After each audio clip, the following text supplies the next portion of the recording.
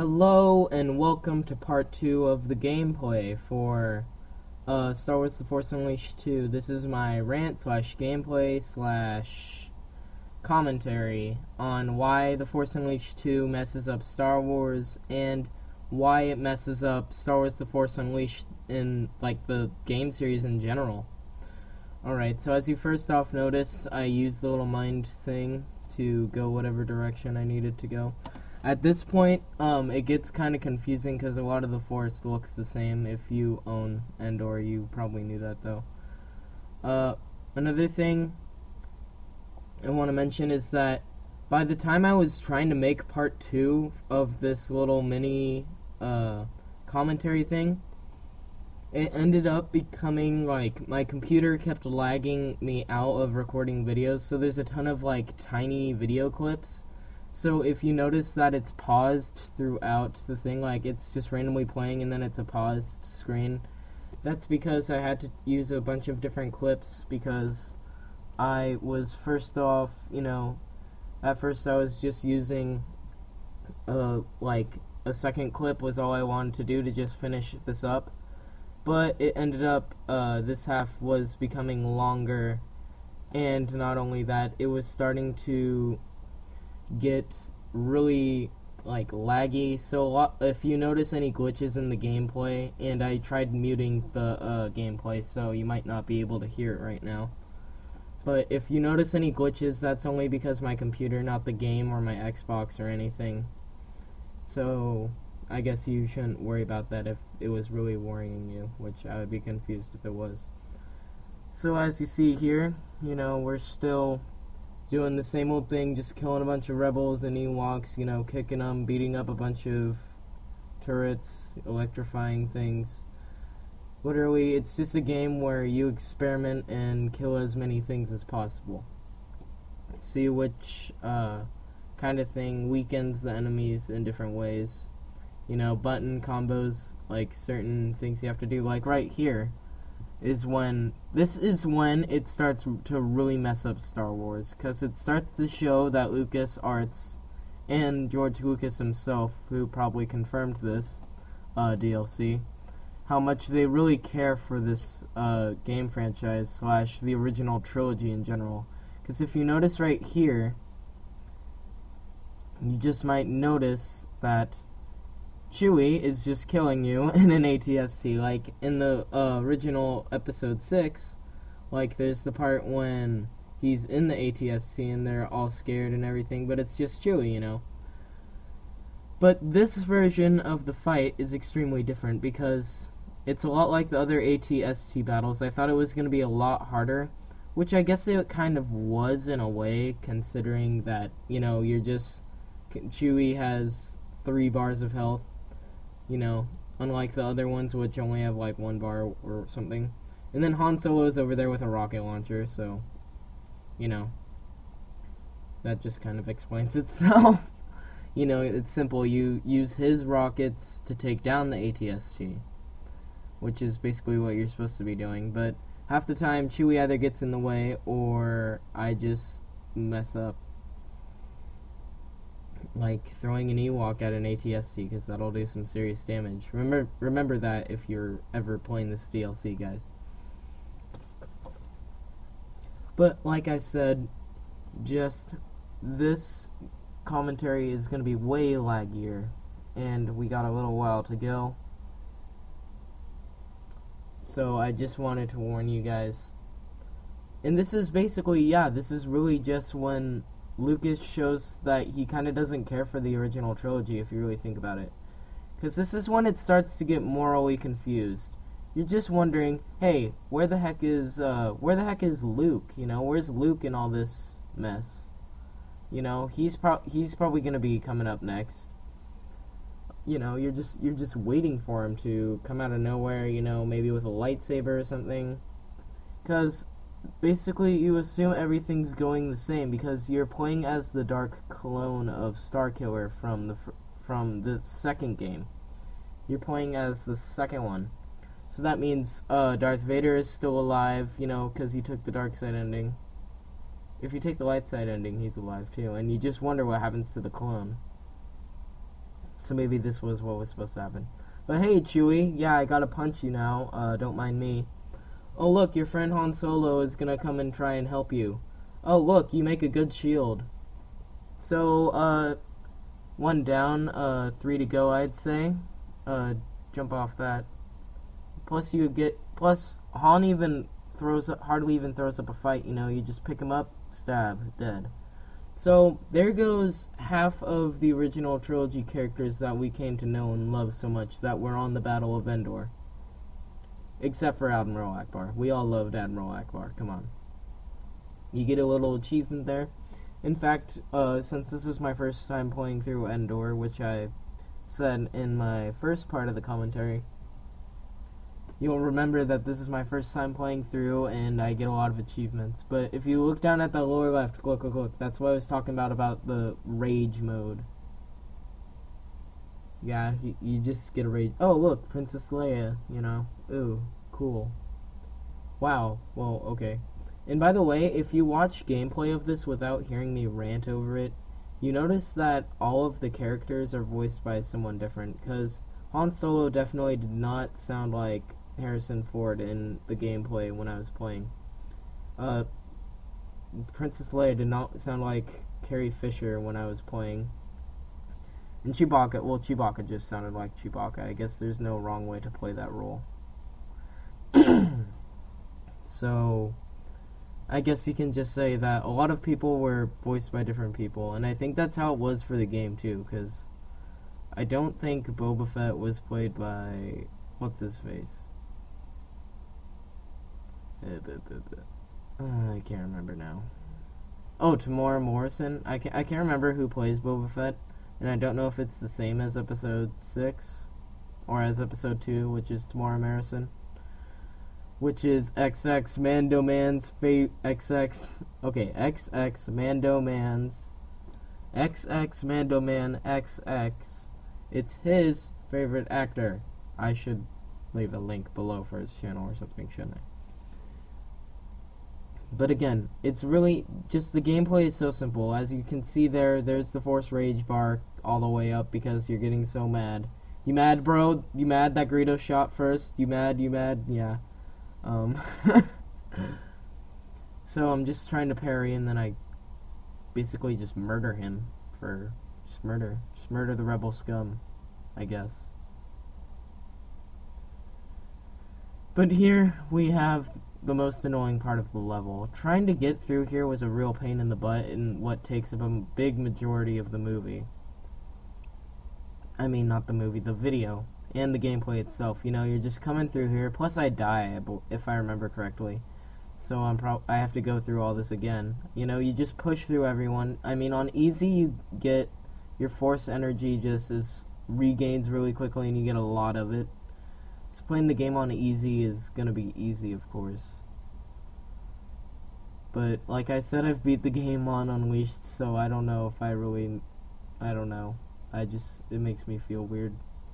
And incoming rocket, and just pushing people, you know. Let me just laser that, and let me just lightning you. And those AT I can't ever remember what they're called. Those AT walkers, whatever, AT something walkers. They're tricky. They're definitely pretty tricky. Well, at least on Unleashed. Just hearing me commentate over this, and that's when I died, just reminds me of when I beat the game on the 4th difficulty, because it was so hard, and it took me so long, but when I got it done, it was really, really, nice to get a lot of stuff. And I think I actually took the dark side ending for, yeah, I took the dark side ending for my 4th time through. But I'm gonna admit, Force Unleashed 2 isn't a bad game. A lot of people make out the Force Unleashed to be really bad, and I will admit it's not the best Star Wars game series or Star Wars games really in general. I just really like Battlefront, and I think most of my subscribers should know that by now. I just really like Battlefront. I'm trying to get more into Republic Commando, but I'm just really into Battlefront. So, yeah, I will admit that it's not the best game series Star Wars has ever seen.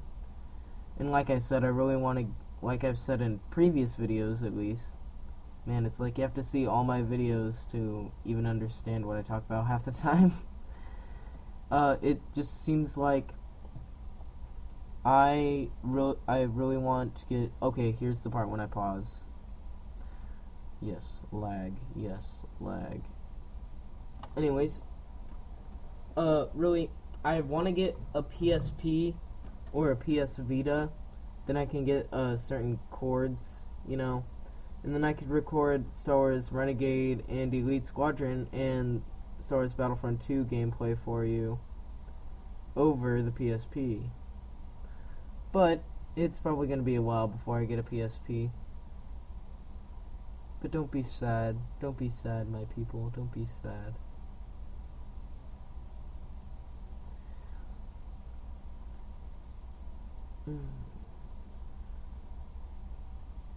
You know, what I've noticed a lot with commentating over videos is that, you know, you think you're going to have so much to talk about, and then you get done discussing with yourself. I mean, it almost seems like it's easier to discuss with someone about a topic when you're making a commentary. That's why I like making dual commentaries. And, you know, I've always realized that a lot of commentators like to hear themselves talk. And I guess I'm not the shyest person at my school, but, you know, I'm normally not the most outgoing.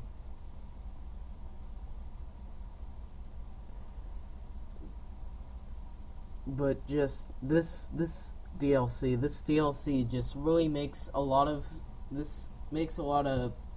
I don't know about a lot of other people, but compared to a lot of the other Force Unleashed gameplay things and a lot of things that have happened in the game, this is one of the things that gets me going the most. I mean, I could have made a 5-minute rant about it, but instead I'm trying to play through the whole thing for you guys, and really, it is a fun game. Just, I think my aunt kind of got ripped off, because to be honest, my aunt got this a month or two after it came out. She got it for me for Christmas, the year it came out. So it was still $60 back then, and it's definitely not a $60 game. I can see it being maybe a $20 game now, and in fact I think it is at most places and when you download it on Xbox Live. But I think that it's more of a $20 game, and if you get the collector's edition, it's probably $30-40. But the collector's edition for this first Force Unleashed is definitely better. You know, getting all 3 of the DLCs, which one of them hadn't even came out at the time. But here we are. We're finally to what you've probably all have been waiting for to hear me talk about. Now, first off, I just want to say, a lot of people commented that Carrie Fisher was attractive in Jabba's palace. First off, I'm just gonna be open about it, and I'll admit I agree. But this part just is weird in its own sense. Okay, so now that my capture card had freaked out at me, she's stripped her down a little bit, and ooh la la is all I'm gonna say. She has a golden lightsaber, or yellow, I guess. I don't know, it's kinda hard to tell if it's gold or not. She's a semi-easy boss. I can imagine it being an actual challenge on a harder difficulty. But on easy, it's just a button mash. And right here, I tried rage mode, and I don't know if it was exactly that awesome, and not the best time to use it.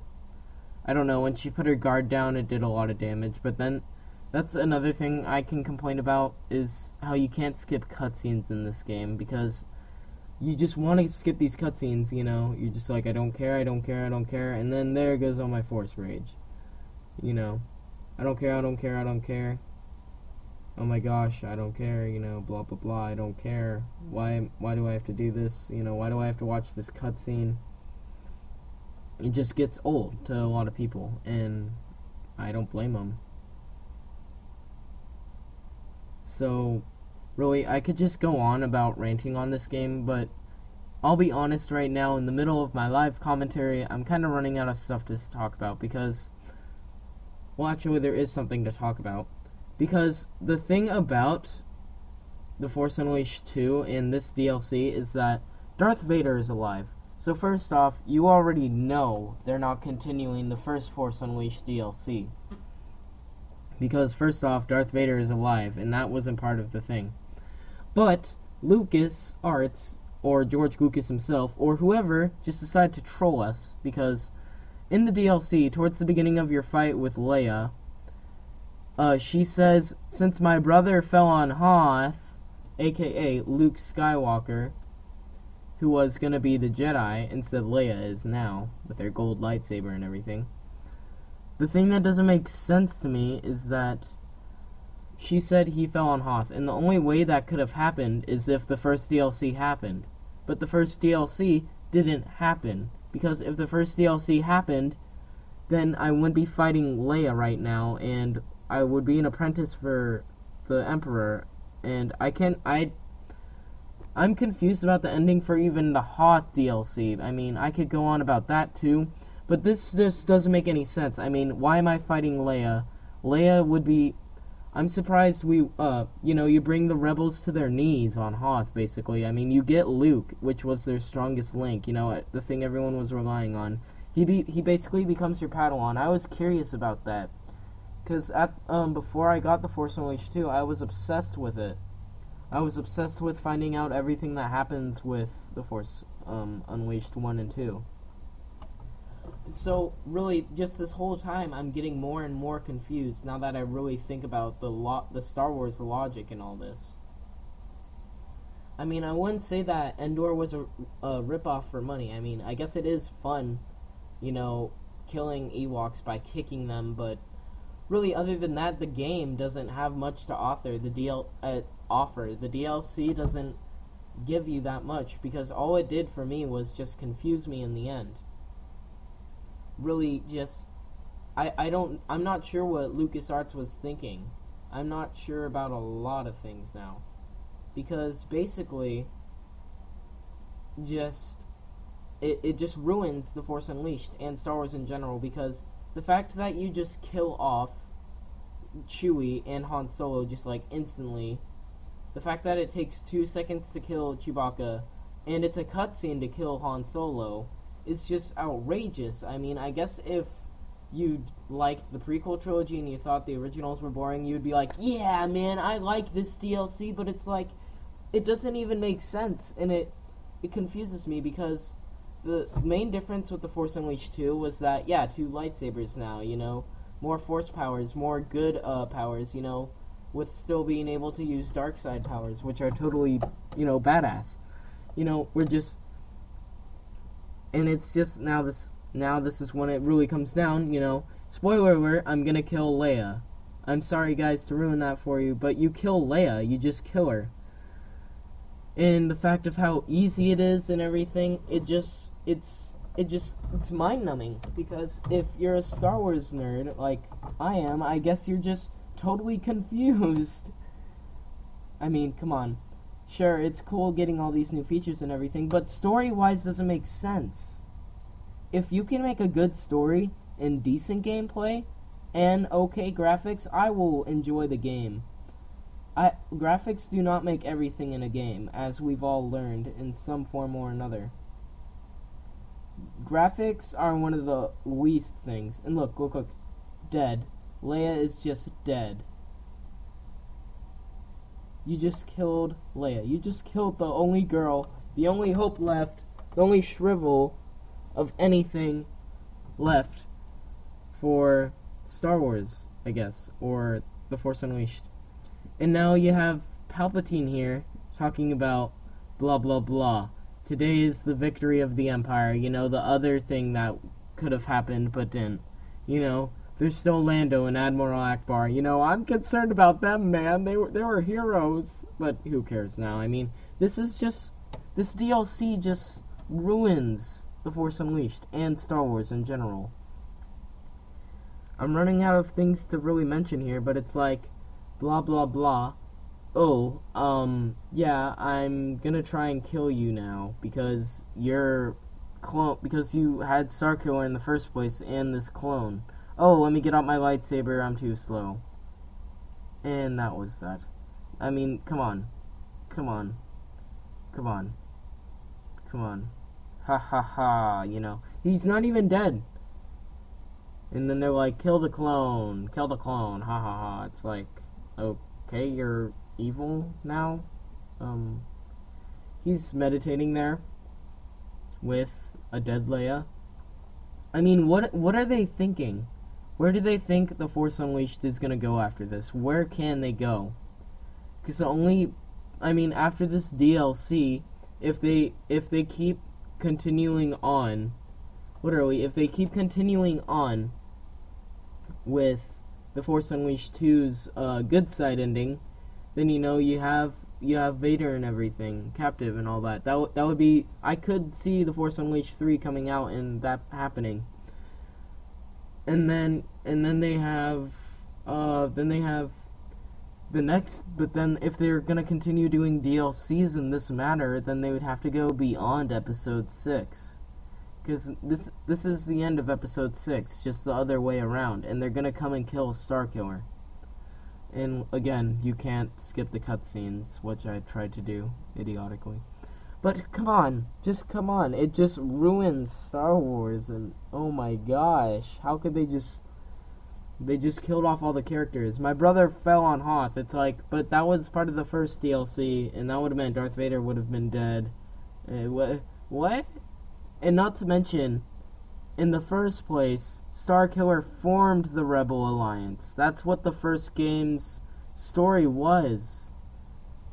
The fact that he started the Rebel Alliance to show all of the Empire's enemies, and they came together and they made an alliance. It's just so mind-numbing. Oh well. Well, I guess we're coming up on the end of the video. I guess if you really liked this rant, I wouldn't mind doing another one soon. But other than that, I guess if you enjoyed the video, share it, like it, or subscribe. But I'm gonna go chill out. I'm gonna have to go do my homework now, and I'm gonna need to find something to drink and eat. Goodbye, YouTube. Goodbye.